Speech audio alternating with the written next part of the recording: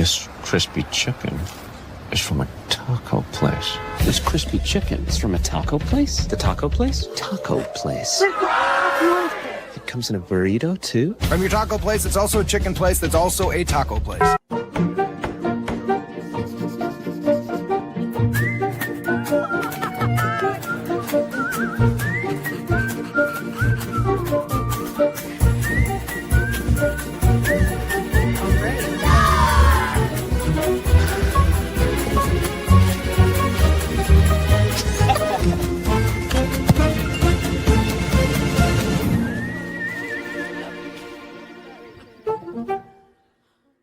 Check out the all-new Blue and Orange store at the Boise State Hall of Fame. The Blue and Orange store has your best game day gear. We're talking jerseys, hats, bumper stickers, car flags, more than 4,000 hats on the hat wall. If you want the best Boise State gear, make sure you check out the Blue and Orange store online at theblueandorangestore.com or the all-new Blue and Orange store down at the Boise State Allen Noble Hall of Fame.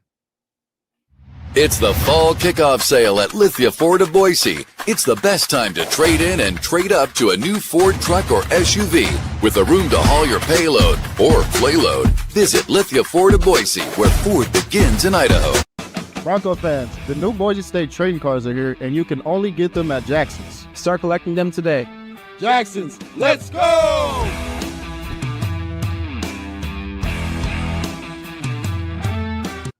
And final blade of grass. Done. And done.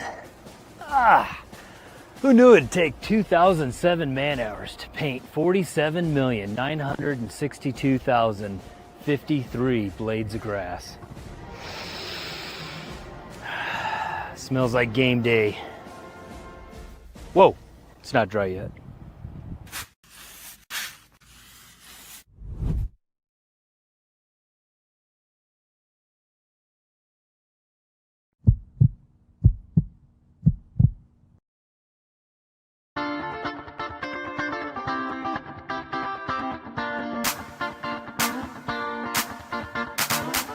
This is Bronco Nation News Live. The best interviews, the most informed opinions, the latest breaking news, all from the top Boise State insiders. Bronco Nation News Live is the only daily show that talks nothing but Boise State sports. And we do it with you. Give us your comments or questions in the ICCU YouTube chat. Or leave us a voicemail on the Signature Roofing voice inbox at speakpipe.com/BNN. BNN Live is presented by our title sponsor, RoadPaint.com, the official paint and coatings company of Boise State Athletics, and our major sponsors, Jackson's, Taco Bell, Idaho Central Credit Union, Lithia Ford of Boise, and the Blue and Orange store.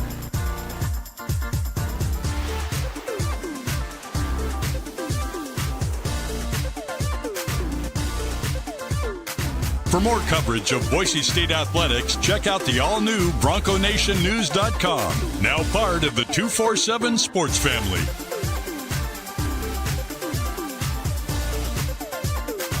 Now, here's five-time NSMA Idaho Sports Writer of the Year, BJ Rains, with another edition of Bronco Nation News Live. Well, how we doing, Bronco Nation? Happy Wednesday. It's another Wednesdays with Winston here at Bronco Nation News and BroncoNationNews.com. Winston Venable joins us every Wednesday to talk Boise State football and hopefully cheer us up a little bit. Winston, get the vibes going. I know you're a positive guy, but it's been a rough couple of days around Bronco Nation, so you're the perfect guy here to help get us going. Yeah, man, let's get this thing rolling. Unfortunately, and maybe fortunately, actually, there's not a game for us to watch this weekend, so you can think about that as a positive or a negative. Obviously, the positive side is the boys get to rest their minds and body a little bit and get their minds right to go forward. But also, I'm sure that those guys inside that locker room are hungry to get back out on the field and try to put together a better performance than they had last week. But a little bit of breaking news, Winston Venable. It happened within the last 2 minutes, so I haven't even had a chance to talk to you about this. But I did just go on Twitter. Breezy Dubar, Boise State running back. He is planning to enter the transfer portal. This was reported by On3 Sports. Says Breezy Dubar plans to enter the transfer portal, and then he retweeted it and said, "God's plan in the end. Thank you, Jesus." So an interesting one for me, Winston, because he can't really complain about playing time or anything. He's been hurt the whole time. And I don't say that kind of, negatively towards him or whatever, but it's not like he's been sitting around, wishing he was playing more. He's been hurt a good portion of the last couple of seasons, was supposed to be higher on the depth chart this year. I mean, he was, I think, a lot of people's eyes higher than Malik Sherrod. He was number 2 on the depth chart, maybe going into camp, gets hurt on the first day, ends up again falling behind and is, 4th string. It's not like he can go anywhere and play this year. I don't know what his 4-game thing is. I have to look at that while you're talking, but Breezy Dubar, man, a lot of talent, never able to put it all together. 446 rushing yards, 4 touchdowns in his career. I don't think this season it impacts much at all. He was, pretty much 4th on the depth chart the rest of the season, but obviously Breezy Dubar, I'm trying to remember if you were still around to recruit him or not, but Breezy Dubar heading to the portal. Yeah. I don't know. Obviously, Breezy's had his injuries or whatnot. I don't really know where he stands today. I know he's been suiting up the last few games, and I would imagine that goes into a little bit of the factor with his decision. If he's healthy and feeling like he can contribute and is not seeing the field or not seeing the value, or doesn't think he has the value to contribute to this team, or the staff doesn't think that he has the value to contribute to the team, that it makes sense that this decision could come about. So, he's had an interesting career. Obviously, the injuries have really held him back, and we never really got to see him flourish on the field. And these guys got to make ultimately business decisions these days. And it sounds like Breezy's making a decision that he feels is best for him. So tough situation, losing a Bronco and a guy that never fully got to develop here, from my perspective. Yeah. I mean, what do you make, Winston, in terms of, just now, the timing? It is a bye week. I get it. But he has played in the fewer than 4 games, this season. I don't know how that plays in, in terms of previous games. I believe he played in at least the 4 games the last couple of years. So I don't know if he's trying to save this and redshirt this season. I'm going to look at the numbers here again while we're talking. Yeah. But, the timing now, what do you make that's of all, it? That's all that this is about. The opportunity that these guys have to enter the transfer portal window, it's really a small window, and now it's only one window. So he's played in 4 games, so this is it. Yeah. So what he's doing is, he's trying to give himself the best opportunity to let the country know that he will be available. He can't enter the portal right now. So there's conversations that are obviously happening with the coaching staff that he wants to use that redshirt year, and he's going to transfer, and making it public and all those type of things and announcing that will then give him a little bit of a leg up and not get in the wave of every other kid that's going into the portal. So back to the business side of it in a strategic way. I'm guessing that's why he's doing this now. And like I said, when the portal opens, a lot of kids will jump in there. But when you see them do it earlier or announce it, it really lets everybody know your intentions. And that's what these guys are doing these days. And it's, we're seeing it all over the country, as you said, but a guy gets to that 4-game threshold, and now you got to make a business decision. Am I going to be a factor the rest of the season, or do I want to save this year and have a chance to go somewhere else? And considering the fact that he's been injured and things, Winston, I mean, we're 9-10 weeks in or whatever, but he's only played in the 4 games. So he gets basically a whole nother season out of this. If he is obviously the reason why he's doing this, but what do you make? You think he just sees Gaines and now Dylan Riley has kind of passed him as well, and next year's running back depth chart, you would just again see that he might be fighting uphill battle in terms of being 3rd, or what do you make? Yeah, I mean the next year vision is interesting. Just because Sherrod will be gone, right, and Dylan's obviously emerged as one of the guys, and Gaines even going into this season was the guy. So I think probably from his perspective, they got 2 guys that they value higher than him. And if he's been healthy the last couple games and not playing, I think for him as an athlete, it's probably an indication on where the staff sees him. And I would imagine that those things are just playing a factor. So, taking the chance on coming back and competing for a job and all those type of things, I think he probably looks to think, hey, Gaines is doing a great job and Dylan Riley's emerging. So I think he just probably thinks there's a better opportunity out there for him. And this season, I mean, is that any with what Riley's done and Gaines and Sherrod? I mean, I hate to say it's no loss, but I mean, he hadn't really, been a factor because of the injuries. Only has 3 carries on the season. I mean, it's not, 4th string running back leaving at this point for this year's roster, not necessarily a hit. Yeah, I mean, I think you got to have, like we probably talk about the quarterback position or any position. It's always great to have depth. So it is a hit because you're going to lose a guy that can provide depth. I mean, if we go out there and play a downhill running football game and something happens to those other backs, you'd wish that Breezy was ready to go, right? So, I mean, you can't have enough good players and talented players. And, Breezy's shown some signs of that, little spurts of that here and there, but hasn't been consistent with the injury. So as far as like a major hit to the Bronco organization for this season, maybe not, but that can change in a week or two as the season goes and guys get injured. Yeah, well, Breezy Dubar again hitting the transfer portal, and we'll see what that does. Now, does Boise State elect to bring in another transfer back next year to kind of help with the depth, or do they try to? I know they have Greg Ard, in this mix, and another freshman coming in, so we'll see what that does now to the depth chart there. But now Gaines and Gaines and Riley Winston. I mean, Spencer talks about talent retention. You got to do whatever you can now to keep both Dylan and Sire around next year.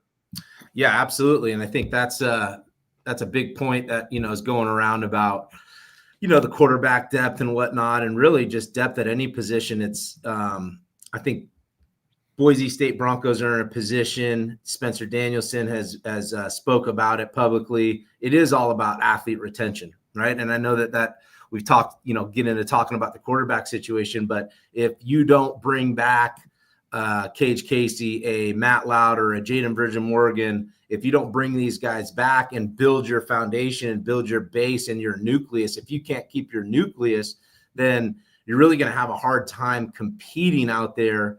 And one main reason why, not just from a talent perspective, but just a chemistry perspective, and like I said, the nucleus, right? So you want to have your guys. You want to have some guys that know the program, that can lead others. And you do that by having veteran players that have been there, are a part of the culture, believe in the culture. And it's really important to retain those guys. And I don't think it's ever been anything but that as a goal, especially in this NIL era, for Coach Danielson and the Bronco organization to retain their best players. So, of course, if you cannot retain a Cage Casey, a Matt Lauder, then that frees up a good chunk of your finances. And then you may be able to go get 2 guys that are quality players, or you may be able to go bring in a stud wide receiver from the portal because Cage Casey's not getting paid X amount of money, or Matt Lauder's gone and it frees up $1 million, right? So, man, this day and age in this era, these coaches and organizations are managing rosters like they've never had to before. It is pro ball, and they have to figure out the best strategy and way to do it. And I think that athlete retention part is huge for Boise State because they are limited financially. And even if you had a bunch of money and you're just getting transfers and guys in the portal, it makes the job of building team chemistry and having a core that much harder. If I'm a little bit flustered here, not look like I'm not paying attention, you run a website and there's breaking news. I'm trying to get some other folks to write a story and get some news out there and trying to send a text to confirm what's going on here, Winston. So you got to get it done, man. Not ideal for this to happen literally as the show intro is starting. So you can't be missing. You can't be missing breaking news and have your platform not get it out and get people on it. So our man Nathan's already got a quick post up about it, and we'll keep adding to it later. And I did send a message over to Boise State to try to get that confirmed as well. But Winston, is there any I mean, I don't want to say there's turmoil, whatever, but you just the way that the season's going, the loss on Saturday, there was a lot of frustrated guys. We saw Chris Marshall get suspended for a game. You know, we're seeing body language of some of these players on the sidelines. I know Prater said on the post-game show he saw a coach and a player getting into it on the sideline. Obviously, folks are frustrated. Any concern this is something bigger, or just one guy not happy with, not seeing a role here this year and wanting to save the year for next year? Oh, as far as Breezy, I mean, I think Breezy's probably got his personal frustrations, and then he's also wearing the blue and orange, man. So he's probably frustrated with, not feeling like, hey, I can contribute, and then not getting the result on the field. That's just, combination of things. So there's going to be other guys. There's going to be other guys that jump into the portal, and that can be even if we go and win the Mountain West Championship. There's going to be guys that don't feel like it's the right fit, or that they're not able to contribute the best way as possible. So I don't think that Breezy's decision necessarily is this is where we're at, because let's be real, man. These guys have their goals still in front of them as far as the Mountain West Championship, and they got a lot of things to figure out. They got to play a better product of football. They got to get some questions answered internally, and they got to go perform better. But at the same time, I don't think necessarily guys are freaking out in there, and there's a bunch of internal turmoil going on. Well, that's good to hear, Winston. Hopefully that is the case. But I know been tough times right now in Bronco Nation. And I guess big picture, Winston, what do you make of the loss to Fresno? And like I said, some frustration and just fans frustrated. I mean, you're a guy that never lost on the blue. And to see a 30-7 beatdown like that, one of the worst games scoring-wise, yards-wise, fans booing throughout the game. I mean, just that had to be something you're not used to seeing clearly and never have experienced probably in your lifetime. Just what'd you make of that game and where the Broncos sit at this point?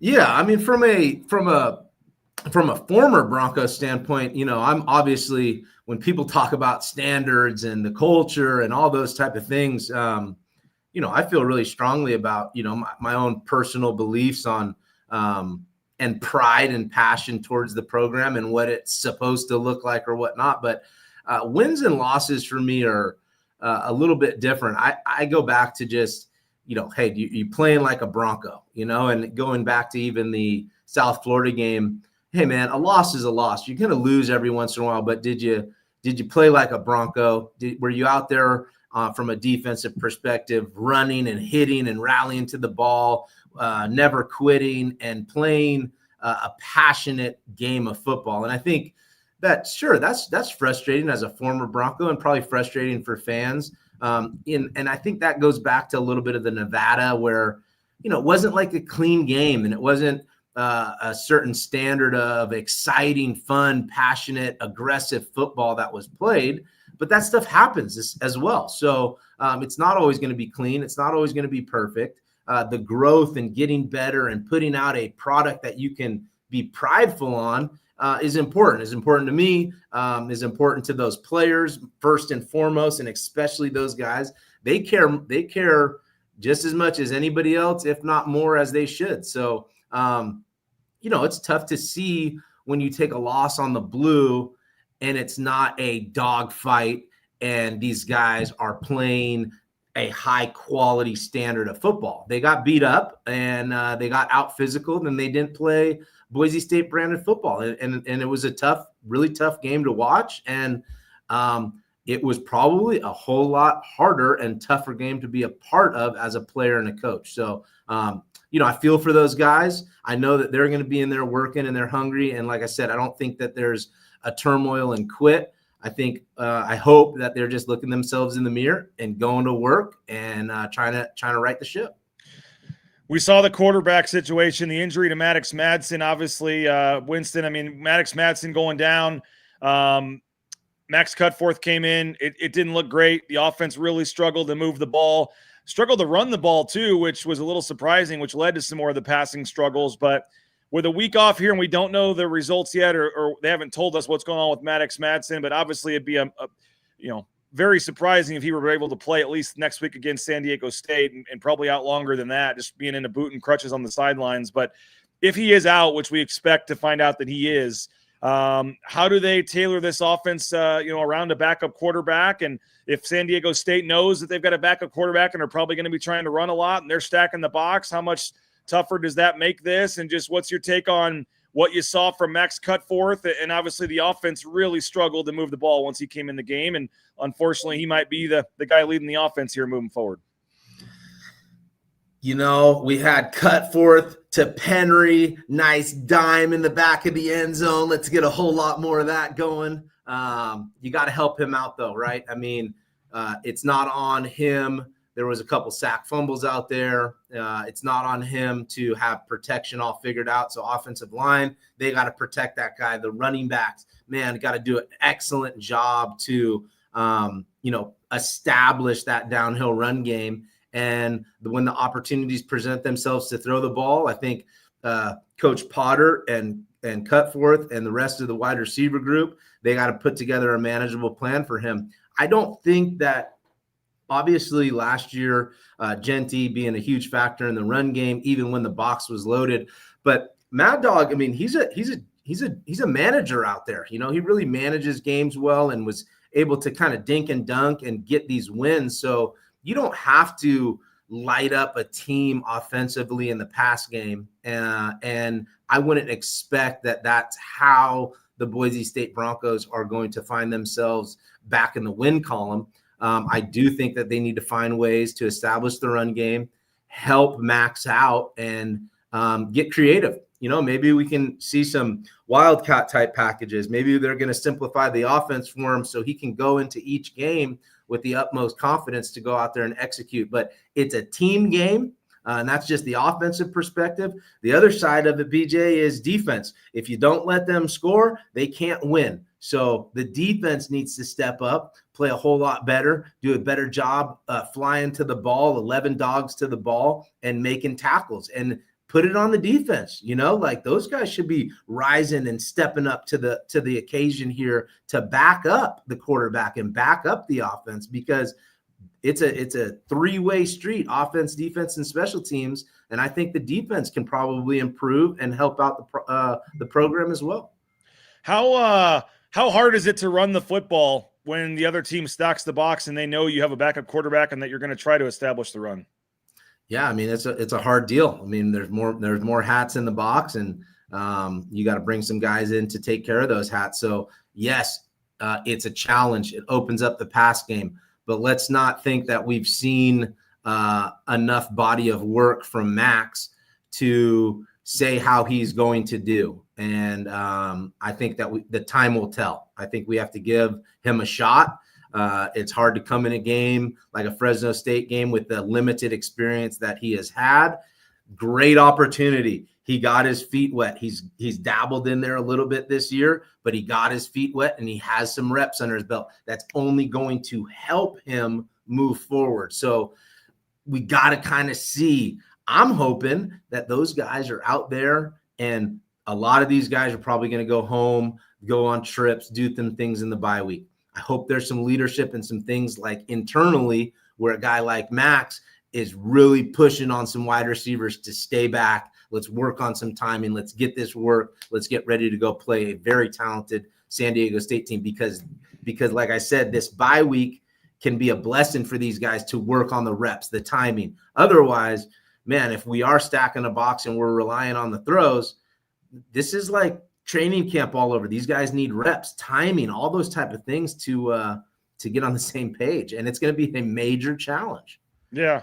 And one thing that was kind of surprising to me is somebody had a voicemail about it the other day, but it sounds like the last couple of weeks too, that like Maddox hasn't been practicing a ton because of his ankle injury or whatever it is. And they said that a lot of the reps have been going to Cutforth anyway. So I'm a little surprised if that's the case, that it doesn't look like he looked like he hadn't taken many reps at all, frankly. Yeah, I mean, the practice reps, game reps, totally different deal. Getting reps in general is important. So, I mean, hopefully some of that stuff translates. And knowing you're the starter versus, I'm just filling in here till Maddox comes back on Thursday. Yeah, exactly. I mean, and Thursdays are probably more of the days where Maddox is relaxing, maybe playing a little bit. And I don't know whether he's beat up from the game and they're giving him the first couple days and only doing the walkthroughs. I'm not too sure, but we don't know exactly what's going on and what reps both those players are getting, but they need to continue to get the reps to go be successful. All right, I want to get Winston's thoughts on how we got to this point. There's been a lot of discussion about the quarterback depth chart. Did the coaches err in not having somebody else more capable in there ready to go? I want to get some of Winston's thoughts on just big picture, the depth chart there, quarterback in a second. But our title sponsor is rowpaint.com, Andy Rowe & Company. We appreciate their support of Bronco Nation News. All your concrete coatings, interior, exterior paintings, hit up our title sponsor, rowpaint.com. Idaho Central Credit Union, branch pretty much on every corner, but the easiest, that mobile e-branch online banking right there in your smartphone. ICCU now on board as an official sponsor of Boise State. 7 NIL deals. You see the athletes on the screen, and you can sign up today at ICCU.com. TacoBellWorks.com. I know Winston probably got that breakfast quesadilla on his way in today at Taco Bell. TacoBellWorks.com, the SON Management Group, the Nicolason family.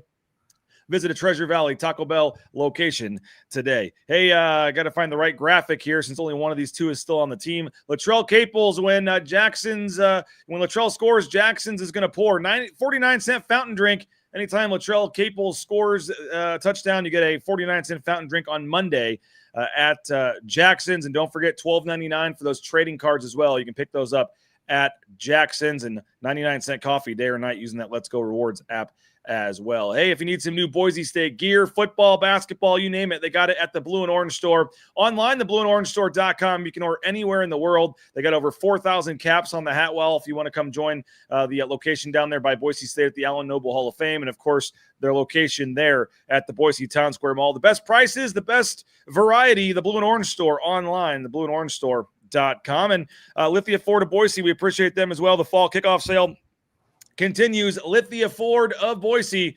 Never a better time to buy a new or pre-owned vehicle, and nobody supports the Broncos as much as Jim Sturk and the whole crew over at Lithia Ford of Boise. So return the favor, Lithia Ford of Boise, online at lithiafordboise.com. All right, Winston, a lot of discussion, as I said, just about how we got to this point where a former walk-on from Skyview High School, local kid, is the backup quarterback now for Maddox Madsen. And we talked about it all offseason. I was a little surprised. I thought they needed to add some depth to the room. Putting your CFP hopes, on one play away for Maddox Madsen into the hands of either guy, Annette or Cutforth, who basically had no experience at the Division I level, at the college level, was it was frankly a gamble that Boise State took, or that, or they misjudged, or either that or Max Cutforth's a lot better than he showed in the first game, and he's going to come ball out in the next game, and they're going to prove us all wrong that they knew what they were doing. We'll see. But from an outside perspective, it looked like the QB, the fact that they just didn't want to get any depth in the room was a little bit surprising, once Malachi Nelson decided to transfer. But I've been saying it's not that easy. I mean, they didn't, that's just the great debate now. Did the coaches mess up by telling anybody that wanted to come in, you're only going to be the backup? Did they say you could compete for the starting spot, but everybody saw Maddox Madsen returning and said, I have no chance of winning that job. That guy just took them to the CFP in his back. Did they not? They didn't have much money, if at all. Travis Hawks tweeted they had $0 to offer a backup quarterback. They were already using their quarterback money on Madsen. It's kind of the chicken or the egg, but it's just a tough side of it. They may have tried to get somebody, but couldn't get them. But obviously they didn't get anybody, so they still deserve some criticism. Where are you on just the whole big picture, Boise State quarterback room, trying to find somebody else versus what you have versus who would have wanted to come here and who, I don't know if anyone deserves the blame, but how do you look at just where we're at this point? Yeah, well, I think that there's probably a lot of quarterbacks that would want to be a part of this program and compete for a job. And like you mentioned, I don't know how many guys had the outlook where, hey, there's a true competition, or they already have their starter. So if a recruit already feels like Boise State has their starting quarterback and there's not a great opportunity for a true competition, then that cancels out a whole lot of quarterbacks that see this place to be a place to come in and be the guy and be the star. Now, if Madsen was a senior, that could also change that perspective a little bit, but he's still got a couple years here going into this year. So not only is he a starter that went to the CFP, he's also has multiple years. So it's not like a super, super attractive opportunity, in my opinion, for quarterbacks out there. And if you're talking about being a backup quarterback. Well, I mean, I don't know how many guys want to solidify themselves as a backup either. So just from an ego and a confident perspective, you know, these guys are not saying, oh, well, I'm okay with being a backup. And if my opportunity gets called, then I'm ready to go. So I think that's one perspective, just, you know, who's available, who really sees Boise State as being a true opportunity to come in and compete and be the guy and the star for the team. I think that limited things. And then financially is huge, man. There's not, you know, Travis said it, there's not a whole lot of money here. And that money, like I said earlier, goes to the current players. And that is a strategy and something that the staff and the organization has put forth on how they want to manage their roster. I guess they could have gotten a transfer portal quarterback for a certain amount of money and made it a true competition. But the guys believe in Maddox. They have trust in Maddox. He knows the system. He knows the culture, and he's got the leg up. So I think there's a lot of things limiting, especially in the quarterback position and especially in the transfer portal NIL era, that limit the Broncos and limit guys at the quarterback position to come in here and have a spot on the roster. Well, and so people are saying, well, why not at least a JUCO guy, or there had to be some group of 5 quarterback. Like is there not somebody they could have found that could have come in and been a better option maybe than cut forth? Or absolutely. Now, here's what I'll say. I don't know what they tried to do and were not successful with. I don't know the strategy and the recruiting process that happened. For all we know, they had some stud JUCO guy that was thinking about committing and ended up going somewhere else and getting paid or not getting paid, but went and found a better fit. And they could have, there's all the talk about these guys decommitting. Well, I can almost guarantee you that they had some players that they were going after that they probably felt like could be good depth guys. And those guys made other decisions. And we don't even know about it because they weren't guys that committed and then now decommitted. So, I mean, that type of talk and all that stuff really dives into stuff we don't know. And we don't know what their process was. I'm pretty confident, and I think you can see and hear that it's all about retention. And then I think you can see from the growth of this stadium, going to a new conference, that Jeremiah Dickey, just the way that the athletic administration is putting things out there, Dickey is trying to turn this into a marketing machine. It is all about generating revenue because he understands the business side of it. They understand that this is a huge business now, and you have to generate money. And that's what they're working on. When you can get into the bigger conference, you get the bigger TV deal and more money is coming in. So you got to give these guys time to get the things done that they're trying to get done. Now, that's just kind of outside looking in, but to me, it's pretty apparent about what's going on the inside and how they're trying to do it. So how do they need to change their approach moving forward? Like, do they need to be able to, because what's going to happen this offseason?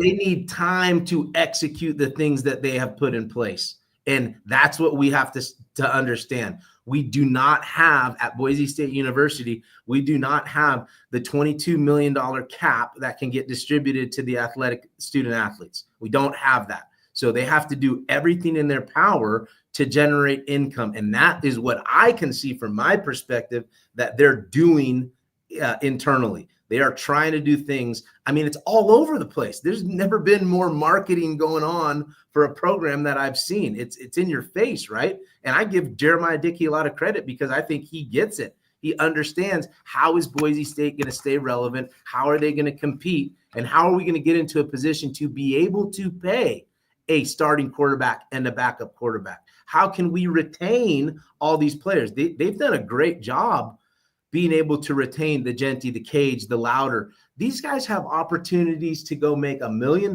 somewhere else and are believing in the development that you hear Spencer Danielson talk about. But why does Spencer Danielson talk about the development and wanting to be here and wanting to be a part? Because that's what we got to hang our hat on. We can't hang our hat on the money because there's no money right now. So they are working on generating that money, and that's when this thing is going to turn a little bit. But it's not going to happen overnight. It's really not. And I think we got to give these guys some time to let this thing develop. And that is unfortunate, because you see other programs with a whole lot of money and a whole lot of good players and all those type of things. But I mean, I don't know, man. Unless you have the millions and millions and millions of dollars, how can you go get a backup quarterback for $50,000? We don't have that. Otherwise, they would be offering that, and it would make it more attractive for a backup quarterback to come here. They're doing a pretty dang good job keeping the guys that they have, building that nucleus. We're starting fresh. This is a fresh foundation, and it's not where it's going to be in the future. That's kind of how I can look at this thing. What do you make of this comment? The coaching staff screwed Max when they didn't give him meaningful reps when they had the chance. When they did, he just handed the ball off mostly. I've seen a lot of this, like they should have played him earlier in the season so he'd be ready if he had to come in. The only real games were Appalachian State or Eastern Washington, where they were up big enough that I think later in the game you would do that. But typically in the fourth quarter, when you have a big lead, you're just kind of handing the ball off. So I don't know of too many teams that would bring in a backup quarterback and let him run a full offense at that point in the game. But should they have tried to find some ways to get more experience for Max? Or when we saw the Air Force drive, had a great drive at Air Force when Maddox went out, led him to a touchdown, so got some experience in meaningful action there. But could they have done something to get Max more reps to be ready for this? I mean, we go back and look at all the games and the scores. I think that those are valuable reps. So I think that the coaching staff understands that. I think anytime you can we've talked about it even earlier in the year, anytime you can get those guys, and the best way to do it is when you're whooping a team's tail and you can go out there and get all your young guys reps, because the game reps are a lot more important and more valuable and better experience than practice reps. But to sit here and, nitpick at, was there an opportunity here, there? I mean, maybe, but you got to win the game. You got to keep the ball in the guy that's most reliable, and that was Mad Dog at the time. And sure, maybe we could look back and see there was an opportunity here to get him some reps. I will say this though, back to helping him out. I watched the Fresno State game. The guy, what was there? 2 sack fumbles, I think. I mean, he was getting hit. Guys are in his face. You have to protect him. You have to let him get his opportunities to throw the ball. So I don't think we've seen a little small sample of not even what this team will look like with Max. Just a little small sample of him. And let's give some credit to Fresno State. They came in here and they put down a whooping, man. They were playing really physical play. They were in a dogfight, and anytime we tried to get up, they just beat us right back down. So Boise State did not play their best football game. Fresno State played pretty well. Statistically, no, but those guys were out there fighting. Those guys were out there playing really physical. So, there was a lot of things that happened in that game that didn't allow us to see Max do his thing. And at the same time, what you just said looked pretty good in the Air Force game going down. So let's just give this organization a little bit of time to go, put together the rest of the year, and we'll have a talk. Got an opportunity to win the Mountain West. Is it going to be a challenge? Absolutely. Does Max and the crew and the whole team need to improve in areas? Yes, all sorts of areas. There's no doubts about it, but they know that, and they're going to work on it. So let's have a talk about Max's development at the end of the year and figure out, is he a solid quarterback, the backup quarterback going in next year if Mad Dog's still the guy. Now, speaking of next year, they are bringing, they lost Traden Bessinger, the commit, but they still have Jackson Taylor, a highly ranked commit they like, committed to come in as a freshman next year. Sky Ships want to know, Winston, do you see any scenario where they would try out a freshman quarterback over Maddox against Oregon next year in the season opener? I just don't see it. Is this the same scenario where it's Maddox Madsen? He's clearly, I mean, Spencer Danielson's kind of dug in on this, Winston. He said, I wouldn't take any other quarterback in America. I mean, he's our guy. Does that stance have to change a little bit, whether it's bringing in a transfer, whether it's letting the freshmen compete, or is in your eyes, they're going to roll with Mad Dog if he's on the roster next year? I think he's got the leg up. I think he's got a whole lot of wins under his belt. I think it's going to be very challenging to get a type of player to come in here and compete that wants to come in here and compete and gives the fans the comfort knowing that he's a guy that could be a starter, because being a starter in college football costs a lot of money. So, I would lean more towards that. If Mad Dog is healthy, he's got the experience, he's got the belief in his teammates, first and foremost.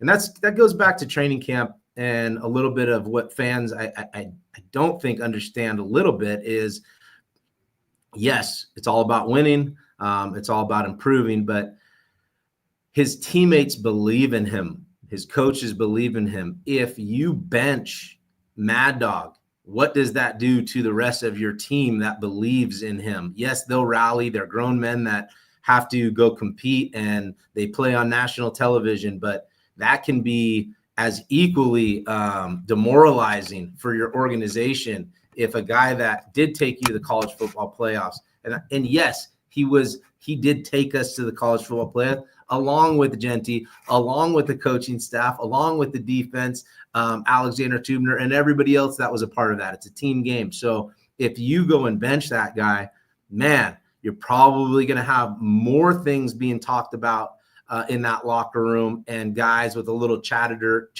that could be negative than if you continue to believe in him and uplift these guys and let them go perform. So Oregon next year, that's way too far down the line. I think from a financial perspective, it's going to be very, very hard to get a player of caliber in here that can compete for that job, that will then outperform Mad Dog and what they believe in him. All right, we're going to spin this forward here in the final segment here in just a second, but do want to thank Snake River Pool and Spa, Patio and Game, Twin Falls, Boise, Meridian, Nampa. Whether it's a hot tub, maybe a pool table, they got you covered. thespateam.com. Hey, Ridley's Family Markets, shopridleys.com. 13 locations in the state of Idaho. Saw Mark Ridley and the family at the basketball game on Monday night. Love that Cuno location. Download that Skip app. Get savings up to 40% off at the checkout line, and visit shopridleys.com to find the location near you. Hey, Matt Bauscher Real Estate, number one ranked realtor in the Treasure Valley is Matt Bauscher. You can give him a call, 208-243-8222. Check him out online at BauscherRealEstate.com. He's the top-selling real estate agent, not only in the Treasure Valley, not only in the state of Idaho, but the Northwest as a whole, and going for that number one spot in the country, I'm guessing, here before too long. Just tremendous customer service every step of the way, and we appreciate Matt Bauscher for his support of Bronco Nation News. Transportation Compliance Service, they're a local company helping out folks get into the trucking industry all over the world. Transcompservice.com. You can get into the trucking industry at TCS, and they can help you out every step of the way, and whether it's DOT, overweight, all the permits, paperwork, everything you need, let the professionals handle it at transcompservice.com. Hey, Signature Roofing presents our voice inbox. You want to leave us a voicemail? We got a couple in there. Apologize, we haven't gotten to them yet. Probably won't get to them today, but if you want to leave us a voicemail, we'll have Johnny Ball game tomorrow. We'll have some time to play some voicemails. Speakpipe.com/BNN. You just go to that website. Very easy on your phone, your computer, your tablet to leave us a voicemail. And you can do that at speakpipe.com/BNN. It's brought to you by Signature Roofing, online at mysignatureroofing.com. Whether it's a re-roof, a repair, an estimate, or an inspection, the best in the business. Signature Roofing online at mysignatureroofing.com. All right, Winston. I mean, one thing is kind of clear here. I mean, Spencer Danielson said, like, we've got who we've got at this point. They can't go immediately add someone in the portal to start next week. So this is who they have. We'll see about Maddox Madsen. Now Breezy's gone, but I mean, obviously we mentioned that wasn't necessarily a big loss for this year, but just trying to rally the troops here, trying to, make something of this season, Winston. I mean, they're still in control of their own destiny to not only reach the Mountain West title game, but I'm pretty sure host it as well. So I know it seems kind of, dark in tough to look at right now. But hey, you got a chance to go down there and get a big win in San Diego and be right back, where you want to be in terms of 2 of the final 3 at home after that, and having a chance to, I guess the final home game would be Colorado State, and then you're on the road at Utah State to finish up. But what do you make big picture? I know it doesn't look great right now based on what we saw against Fresno, but obviously a lot of things still in front of them at this point. Yeah, I think that's the mindset that they have to have, and that's that positive energy, right? And knowing that the goal is still there. And I can guarantee you that they know that they have their work cut out for them. And I bet you they understand that. I bet you this is not a typical bye week and guys are just taking it all off and coaches are kind of relaxing a little bit, feeling good.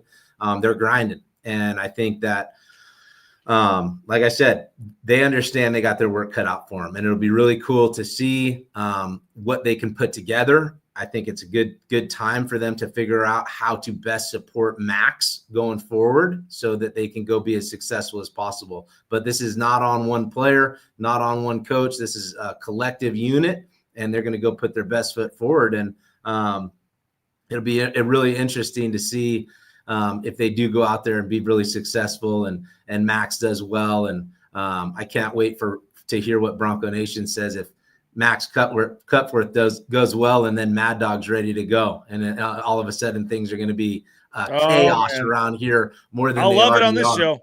But I'll tell you, man, these coaches they make decisions for reasons. They evaluate talent, they coach talent, they put the guys out there that are ready to play.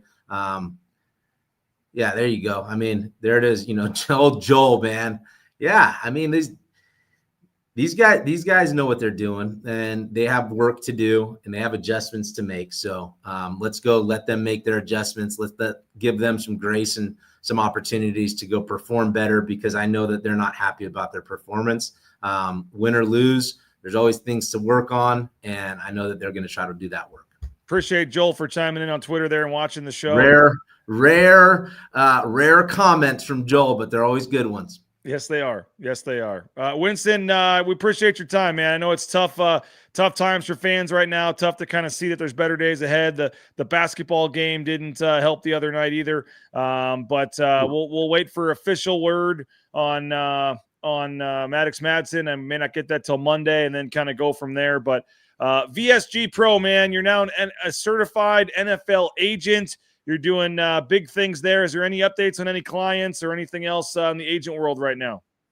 Man, just a little teaser like last time, man. We got some movement, just happy to be able to help these Broncos land professional jobs. Now, obviously for me and these players, their goals are to play in the NFL. But I take a lot of pride in helping these guys get to that in whatever way it looks like. So Ben Dooley just got back from his time in Canada, which was awesome. So now there's be some future deals that are getting presented to some other guys, and I'll be super happy to share some of that news here soon as I'm working on some things. But got a couple Broncos that are continuing their pro career and giving themselves the opportunity to continue to chase their dream in the NFL. So maybe by next week, man, we'll have another announcement, and that'll be super cool. And like I said, I'm just really happy to be involved with Bronco football players that are in pursuit in their professional career and be a big part of it.